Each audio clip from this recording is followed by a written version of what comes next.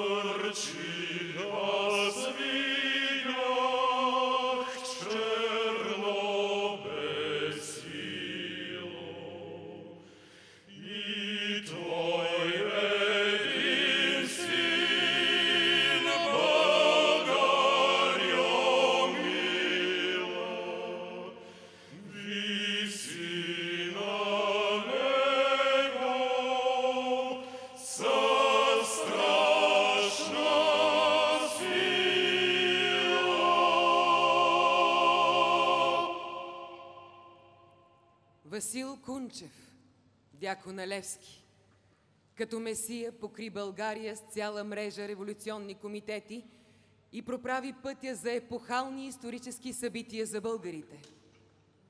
3 години след грозното бесило, издигнато в София в леденото февруарско утро на 1873 година, избухва Априлското въстание. Христо Ботев, Великият наш поет на революцията среща своята гибел. 140 години от тогава. Вие сте хора учени. Постъпвайте така, щото да произвеждате почит на другите ни братя.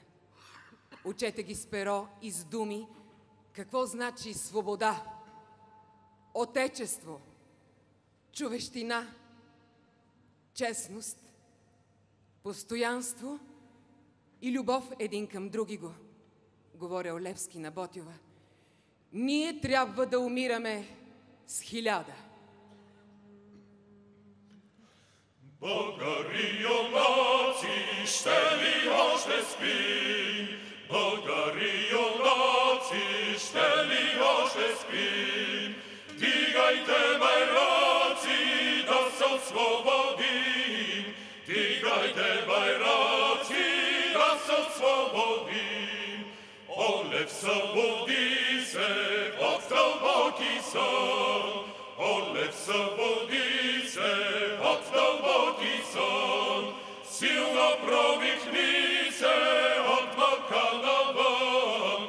Силно провикни се от мъка навън. Сбирай си децата в гъстите гори. Сбирай си децата в гъстите гори. Силен им сърцата огън разпали. Силен им сърцата огън разпали. Пушки и топове като загърмят. Пушки и топове като загърмят. Сабли и ножове ще да зазвънтят. Сабли и ножове ще да зазвънтят. Със силен характер съчетал непоклатима вяра и дух, безстрашна действеност и воля за себеотричане, посветен на великото дело, Васил Левски все пак е имал и чисто човешки вълнения и трепети. Неговата майка, Гина Кунчева, несъмнено осъзнавала опасностите от пътя, по който е поел синът и Васил. Дали го е опреквала за неговия избор, не знаем. Него обаче са го чували често да извисява вопъл и да пее «Все за тебе, мисля, мамо». Все за тебе мисля, мамо, kad se готвя за боя. Пред вразите рамо с рамо, в кърви ще се облея.